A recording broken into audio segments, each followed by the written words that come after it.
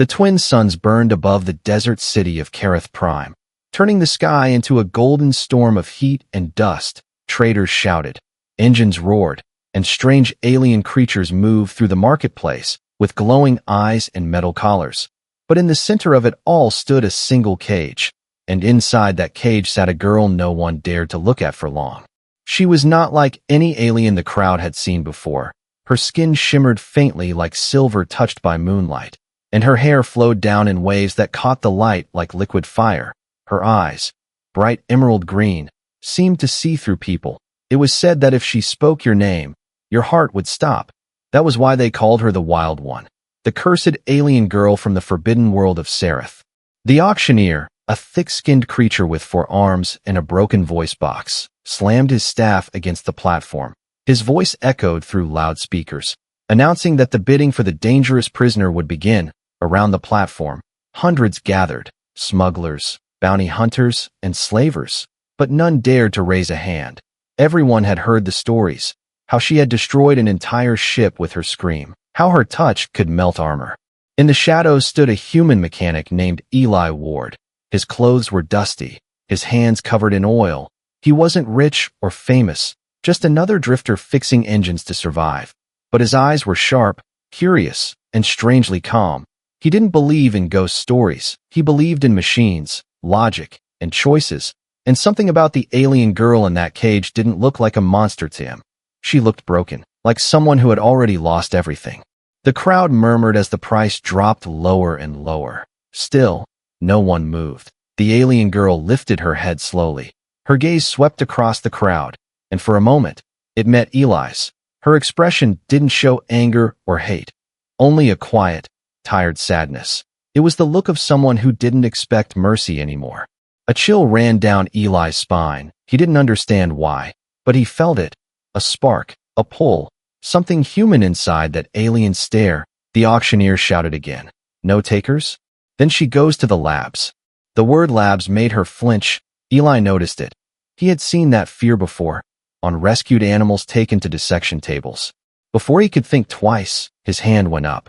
The entire marketplace went silent. Hundreds of heads turned toward the human. Whispers spread fast. A human? Is he insane? He's dead already. No one survives her. Eli's heart pounded, but he kept his hand steady. I'll take her, he said, his voice calm. The auctioneer blinked in disbelief but slammed his staff again. Sold. To the human. The alien girl's eyes widened slightly, not in anger but in confusion. For the first time, she looked unsure. Guards unlocked the cage with long metal rods. Their hands shook. One dropped his weapon, and it clattered on the floor. Eli stepped forward, his boots kicking up sand. He could feel every stare burning into his back. He reached the cage door and stopped. Come on, he said softly. You're free now. The girl didn't move. Her chains rattled slightly. Her voice came out weak, cracked like a forgotten melody. You not afraid? Eli gave a small smile. Maybe I should be, he said. But I don't believe what they say about you. For a long moment, she stared at him, then slowly stood up. The crowd held its breath, expecting her to attack. Instead, she stepped out of the cage and into the sunlight. Her shadow fell beside his, long and fragile. As they walked away, the auctioneer shouted warnings. She'll kill you, human. You'll regret it. But Eli didn't turn back. He led her through the market, past the terrified eyes of creatures who didn't understand. He didn't know her name. He didn't know her story. All he knew was that the moment he raised his hand, something inside him changed. Maybe it was pity, maybe it was fate, or maybe, just maybe, it was the beginning of something the galaxy would never forget. As the suns began to set behind the steel towers, their light painted the sand in blood and gold. The girl looked up and whispered, My name is Lyra. Eli glanced at her and nodded. Then let's get out of here, Lyra, he said. And for the first time, her lips curved into a faint smile. Behind them, the crowd still whispered. Some said the human was a fool. Others said he was brave. But none of them knew that this single act, one raised hand, would soon change the fate of worlds. The marketplace had gone quiet long after Eli and Lyra disappeared into the dunes. The desert wind carried whispers of disbelief. Some said the human would not last the night. Others said the alien girl would tear him apart before the second sunrise. But out there beyond the steel walls, only the wind and the sound of their footsteps remained. Eli led Lyra toward a rusted transport parked near an old repair shed. The vehicle looked like it had survived a war and several bad ideas. But it was his home. His hands worked fast, tightening bolts and checking wires. Lyra stood a few feet away, silent and still, watching him with cautious eyes. She looked lost, like someone who had forgotten what freedom meant. Eli tried to break the silence. "You hungry?" he asked, opening a small metal box of dried rations. She tilted her head, not understanding at first, then took a small piece, tasting it slowly. It wasn't much, but she ate like it was the first real food she'd had in days. When night came, 2 moons rose over the desert, lighting the sand in silver. Eli sat by the flickering camp light, cleaning a plasma wrench. "You don't talk much, do you?" he asked. Lyra looked up at the stars. "Words hurt," she whispered. "When I speak, they listen." Her voice trembled, as if every sound carried a memory of pain. Eli frowned. "Who's they?" She hesitated, then closed her eyes. "The ones who made me," she said softly. "The ones who used me." That night, Eli couldn't sleep. The girl's words echoed in his head. He kept seeing the way she flinched at loud noises, the way her eyes darted at every shadow. This wasn't a monster. This was someone who had been tortured, broken, and turned into a weapon. The next morning, they drove across the wasteland. The horizon shimmered, and metal ruins rose like skeletons from the sand. Lyra pressed her hand against the window. "I remember this place," she murmured. "They took me here when I was small." Eli stopped the truck. "You mean this was where they kept you?" Lyra nodded. "They called it the nest," she said. "They trained us to obey, to destroy, to forget." Her voice broke, and she turned away, but I didn't forget. Suddenly, a sound broke through the desert silence. The sharp whine of engines overhead. 2 small hunter drones appeared in the sky, scanning the sand below. Eli cursed. "They're tracking us." He slammed the accelerator. The old transport roared to life, kicking up a storm of dust. The drones fired warning shots, beams slicing across the sand. Lyra's eyes glowed faintly as she raised her hands. A pulse of green light erupted from her palms. The air shimmered like heat waves, and both drones crashed into the ground, burning in silence. Eli stared at her in shock. "You did that?" Lyra looked at her hands as if they belonged to someone else. "I didn't want to," she said quietly. "They taught me to kill when I'm afraid." The smell of burning metal filled the air. Eli drove until they reached a cave carved into a cliffside. Inside, he set up a small light and turned to her. "You saved us," he said. "That's what matters." Lyra shook her head. "No one ever says that to me," she whispered. "No one ever meant it." He wanted to say something that would make her believe him, but the words felt small. He simply nodded. "Then I'll be the first." Outside, the night settled again, and for the first time since her capture, Lyra didn't shiver. She sat near the fire, tracing shapes in the dust. "Eli," she said after a long silence, "why did you buy me?" Eli looked into the flames. "Because someone had to," he said. "And because when I saw you in that cage, you didn't look dangerous. You looked human." Lyra blinked, her glowing eyes softening. "Human," she repeated, as if trying the word for the first time. Far above them, unseen in the dark sky, a satellite drone blinked red, transmitting images of their location, somewhere across the galaxy. A voice on a communicator whispered, "The human has her. Send the hunters." Inside the cave, Eli and Lyra didn't know what was coming. For now, there was only the sound of the wind and the quiet heartbeat of trust beginning to form. The desert winds howled outside the cave as dawn crept over the horizon. Eli sat near the small fire, tightening the bolts of his old plasma rifle. His hands moved fast, but his mind was somewhere else. He kept thinking about Lyra's words from the night before. "They made me. They used me." Each syllable carried pain, and he wanted to understand what that meant. Lyra sat near the entrance, her eyes half closed. Her silver hair caught the early sunlight, glowing faintly. She hadn't spoken much since they fled the drones, but Eli could see her mind was far away, trapped in memories that refused to fade. After a while, he broke the silence. "You said they trained you," he said quietly. "Who were they?" Lyra's eyes opened, And for a moment, fear flickered inside them. The syndicate, she whispered. They took children from dead colonies. They changed us, filled our blood with light and sound. They called it Project Siren. Eli frowned. Project Siren? She nodded slowly. They wanted weapons that could think, speak, and kill with a sound. Her hands trembled as she spoke. I was the last one who survived.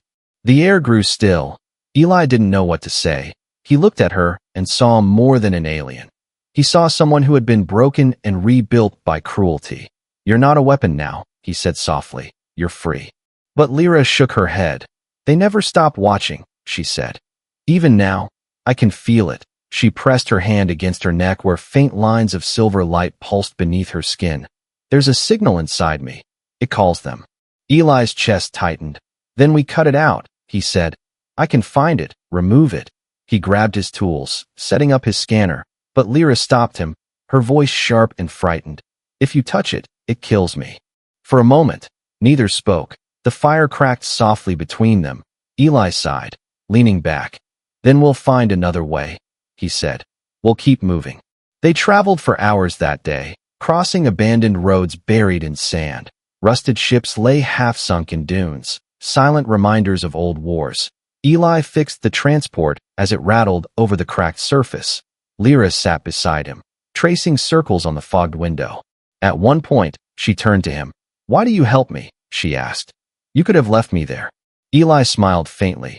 Because once, someone helped me too, he said. And because I think you deserve a chance. Her expression softened.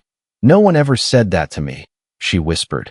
Where I come from, mercy is weakness.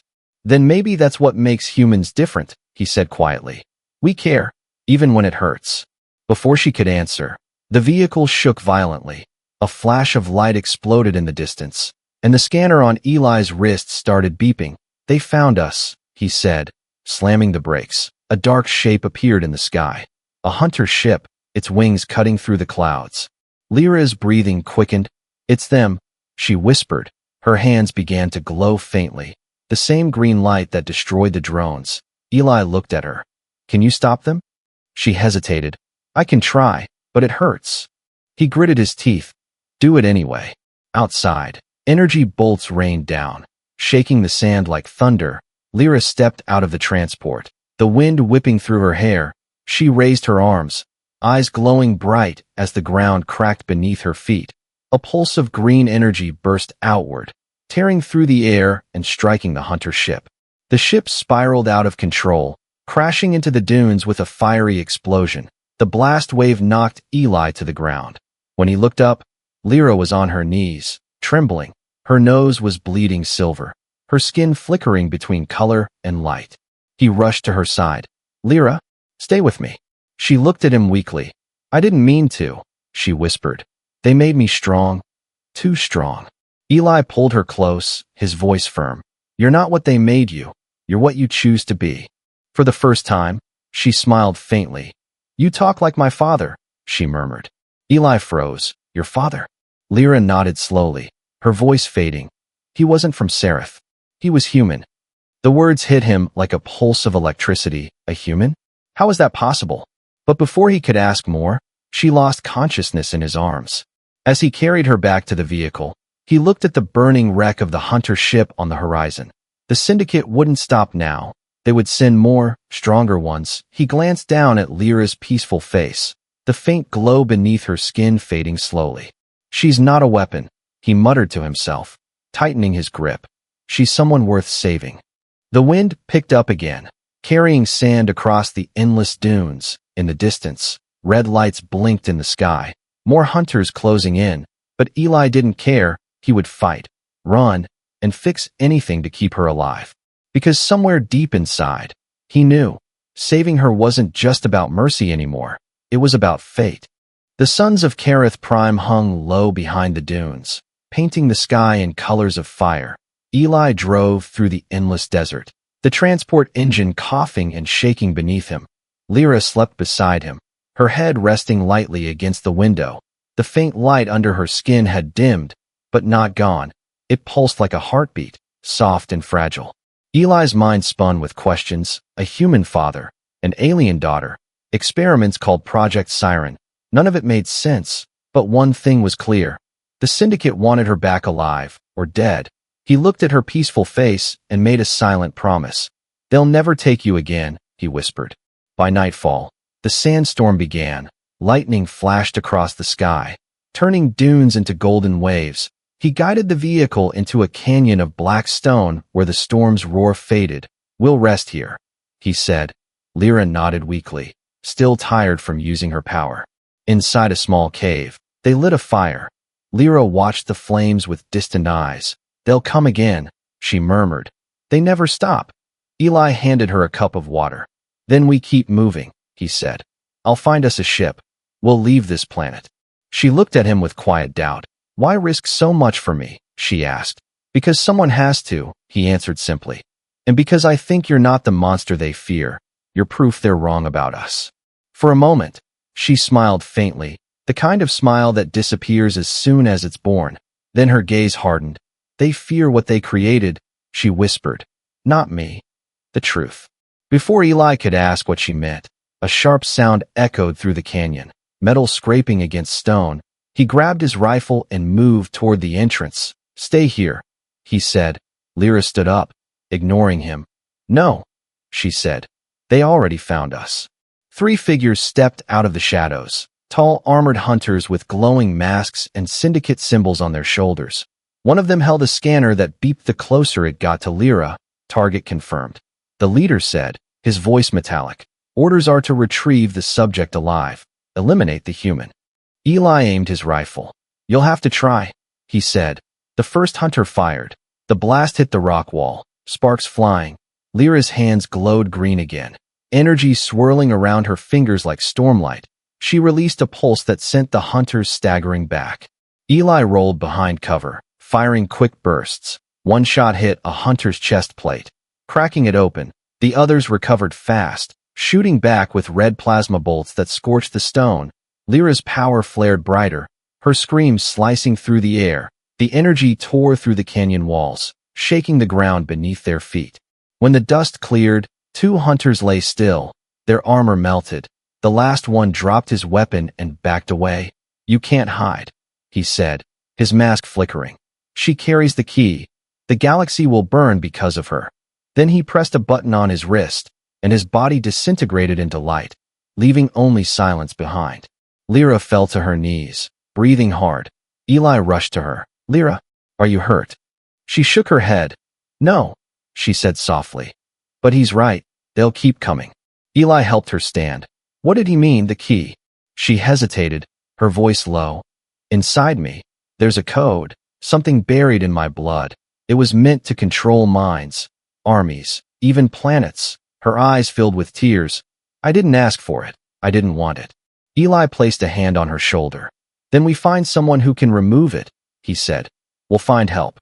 "There's only one who can," she whispered. "An old scientist who worked for them. He disappeared years ago. They called him the architect." Eli's jaw tightened. "Then we'll find him."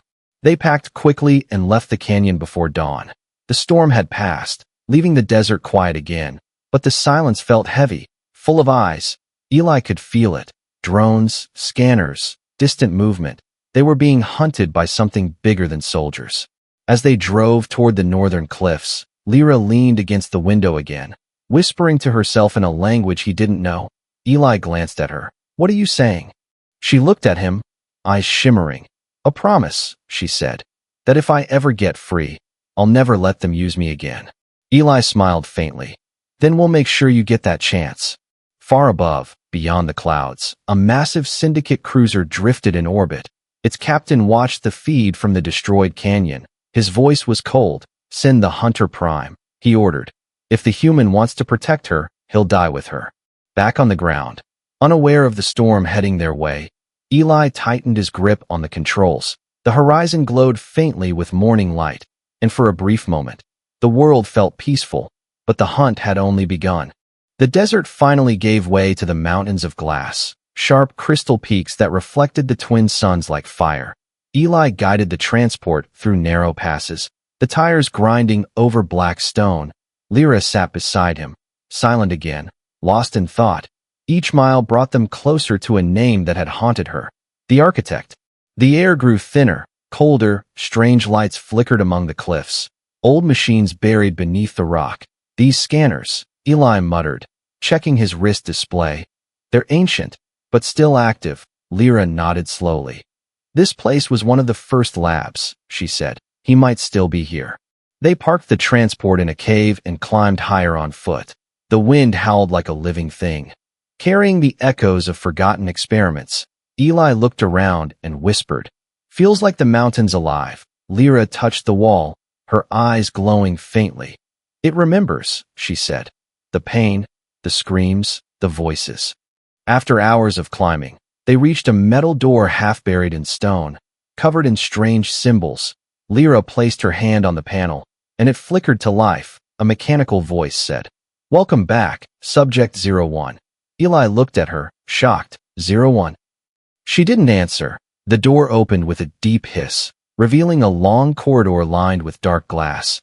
Inside the glass were shadows, shapes of old experiments frozen in time. Machines hummed faintly, still running after decades. At the end of the hall stood a figure, tall, thin, with silver eyes that glowed faintly behind a mask. "You found me," the voice said, half mechanical, half human. Lyra stepped forward. "You're the architect," she said quietly. The figure nodded. "And you must be the one who escaped." Eli stepped beside her, his hand near his weapon. "We need help," he said. "She's dying. There's something inside her. A signal, a code." The architect tilted his head. "You must be Eli Ward," he said. Eli froze. "How do you know my name?" The old man smiled faintly. "Because your father was my partner." The words struck him like lightning. "My father?" he whispered. The architect nodded. "Yes, Dr. Isaac Ward. He helped create Project Siren." Lyra gasped softly. "Your father?" "He was kind," she said. "He stopped them from destroying us." Eli shook his head in disbelief. "No, my father was an engineer, not a scientist." The architect's voice echoed through the hall. "He was both. He built the containment systems, the energy links, but when he saw what they were doing, he tried to stop it. He saved one of the subjects, you, Lyra, and disappeared. They killed him for it." Eli stepped back, his throat dry. "You're lying," he said. "My father died in a mining collapse." The architect turned away, pulling a small device from his pocket. He placed it on a terminal, and a hologram flickered to life. A younger man appeared, Eli's father, speaking into the recorder. "If anyone finds this, the girl is not a weapon. She's a child," the hologram said. "Her mind was meant to control machines, but they twisted it. If I don't survive, promise me you'll protect her." The image faded, leaving silence. Eli's hands shook. He wanted to scream, cry, or run, but instead he looked at Lyra. Her eyes glistened. "He saved me," she whispered. "I remember his voice." The architect turned to them. "You carry the same spirit, Eli Ward," he said. "Now the syndicate knows she's alive, and they're coming." He pointed toward a glowing screen showing multiple red dots moving fast across the map. "You have minutes." Eli grabbed Lyra's hand. "Can you remove the signal?" he asked. The architect nodded slowly. "I can try, but it will hurt her, and if I fail, she'll die." Lyra stepped forward before Eli could speak. "Do it," she said firmly. "I can't keep running." Eli shook his head. "No, there has to be another way." But she looked at him, her voice soft but steady. "Eli, if I die being free, it's better than living as their weapon." The architect began working fast, cables attaching to her back, lights flashing across the machines. Lyra screamed as energy surged through her. Eli held her hand tightly, whispering, "Stay with me, Lyra, please." The machines shook, the lights turned red, and then everything went dark. For a moment, the world seemed to stop. Then Lyra gasped, her eyes glowing pure white. The signal lines on her neck faded, disappearing into her skin. "It's done," the architect said, his voice trembling. "She's free." Eli exhaled shakily, holding her close. But before relief could settle, alarms blared across the lab. The architect's face turned pale. "They found us," he said. "Go now." Eli looked at him. "Come with us." The old man shook his head. "I'll slow them down," he said. "Protect her. That's what your father wanted." As the doors exploded behind them, Eli pulled Lyra toward the exit, running through smoke and fire. Behind them, the architect stood alone, his face illuminated by sparks, whispering, "For Isaac, and for humanity." The mountain shook as they escaped into the cold wind. Lyra looked back one last time, tears falling down her cheeks. "He saved me again," she said softly. Eli held her tighter. "Then we'll make his sacrifice worth it." Above them, dark ships filled the sky like vultures. The war for one girl, and the truth, had just begun. The sky over the ruined city glowed red as the Syndicate fleet descended, shadows of massive ships blocking out the suns. Eli drove the hover transport through crumbling streets, Lyra clinging to the side, her hands glowing faintly, ready to defend them. Each turn brought more enemies, drones, soldiers, and mercenaries with energy weapons. Eli's heart pounded. "Hold on," he shouted, weaving through the ruins, sparks flying as lasers hit metal beams. Lyra leaned out, releasing bursts of green energy that tore through the attackers. Each pulse knocked soldiers off their feet, sent drones spinning into the walls. Yet even with her power, the numbers were overwhelming. They reached the old government tower, its walls cracked and hollow. Eli skidded to a stop. "Here," he said. "We can make our stand inside." They climbed through broken windows, barricading the doors with metal slabs and debris. Outside, the Syndicate forces surrounded them like predators, weapons glowing, ready to fire. Lyra pressed her hands together, focusing. "I can do it," she whispered. "But I can't control everything." Eli nodded. "Then I'll help you." He grabbed a broken control panel, rewiring it to amplify her power. "Together," he said, "we'll show them that fear doesn't win." The first wave hit, charging through the shattered streets. Lyra released a scream of power, a wave of energy so strong it threw them backward. Metal walls bent and twisted, and the attackers were blasted away. But more came, relentless, their weapons firing in patterns, red beams slicing the night. Eli fired back with his rifle, precise shots taking out mechanical drones. Every time Lyra grew tired, he caught her, steadied her, whispered encouragements. "You're stronger than they ever imagined," he said. Her breathing was heavy, sweat and dust on her face, yet her eyes blazed like fire. Among the attackers, a massive figure emerged, a Syndicate commander in black armor with a pulsing energy blade. He charged toward them, easily cutting through the barricades. Eli jumped in front of Lyra, firing his rifle, but the commander blocked every shot, each clash of metal against laser-ignited sparks that filled the hall. Lyra stepped forward, energy radiating from her like a storm. "Eli," she shouted. "Now." He smashed the control panel, sending a surge of power into the room. The walls shook, lights flickered, and the commander was thrown back, screaming as green energy enveloped him. The floor cracked beneath his feet, and he disappeared into the rubble. Breathing heavily, Eli looked at Lyra. "Are you okay?" She nodded, tears streaming down her face. "I never knew I could do that," she whispered. "You helped me." Outside, the Syndicate ships hovered, hesitating, unable to penetrate the storm of energy pouring from the tower. Eli realized they had done something impossible. They had made the Syndicate fear her, not just want her. Lyra smiled faintly, exhaustion and relief in her eyes. "I'm free," she said, "because you didn't give up." Eli held her hands, feeling the warmth and strength returning to her. "No one survives alone," he said. "Not in this galaxy." The ruined city shook as the last of the enemy forces retreated, leaving behind silence, dust, and the scent of scorched metal. Eli and Lyra stood together on the roof, looking out over the destruction, knowing the war wasn't over. But for the first time, they had hope. "You changed everything," Lyra said softly, looking at him, her eyes bright and human. Eli shook his head. "No," he said. "We did it together." The twin suns began to rise, lights spilling across the city, casting long shadows of broken towers and shattered streets. In that moment, Eli knew that the galaxy had witnessed something remarkable, the courage of a human and the strength of an alien girl who refused to be a weapon. Lyra looked up at the sky, whispering her promise. "I'll never let them use me again," Eli nodded. "And I'll never let them hurt you." Above them, distant ships flickered, Syndicate reinforcements retreating. But Eli knew they would return, stronger, smarter, more ruthless. He tightened his grip on Lyra's hand. "Let them come," he said. "We're ready." And for the first time since the auction, Lyra felt safe, not because the danger was gone, but because someone had chosen her, stood by her, and refused to let fear rule the day.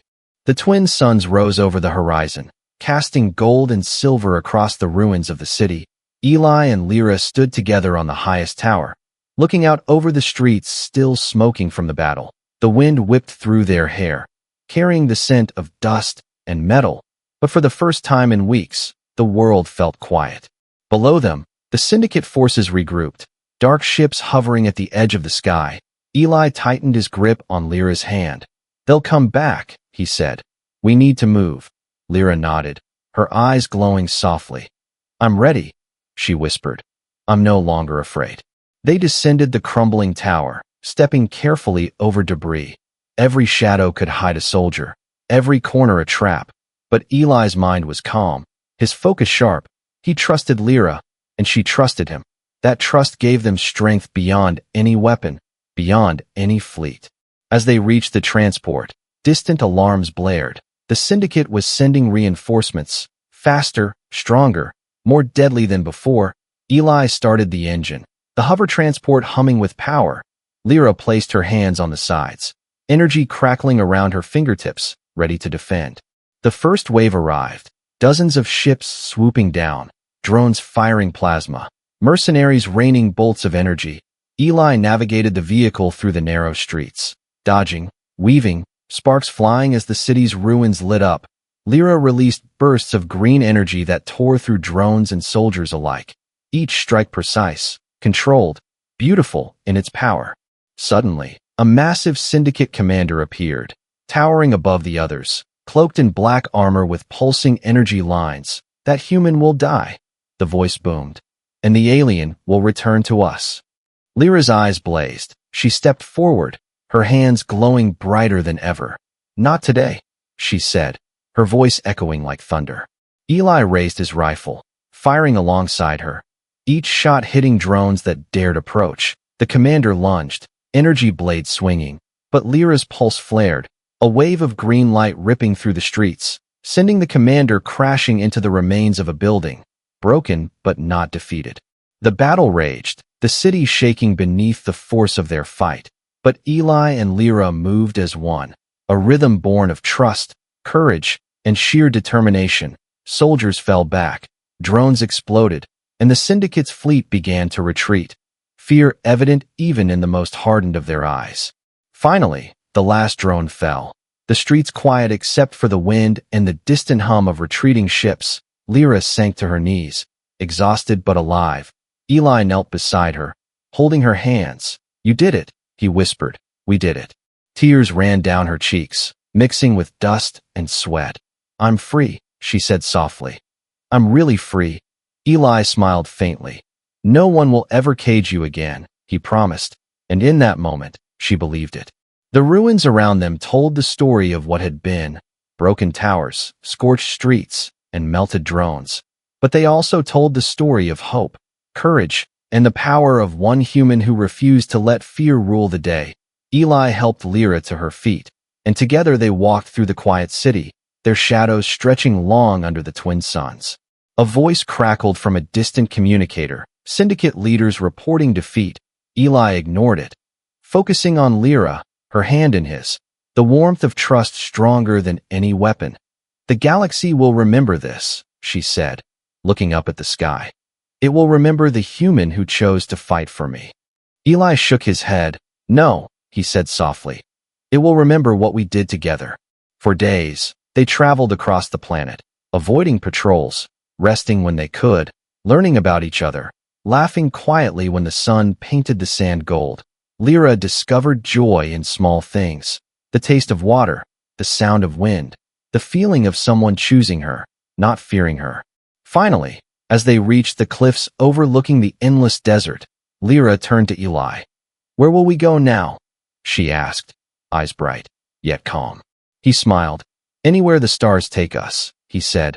"We're free, and that's all that matters." Above them, the twin suns rose higher, casting light across the galaxy. And somewhere far away, stories would be told of the wild alien girl no one dared touch, and the human who raised his hand and never lowered it. Together, they stepped toward the edge of the cliff, hand in hand, hearts unafraid, knowing that sometimes a single act of courage could change everything, and that one human had done just that.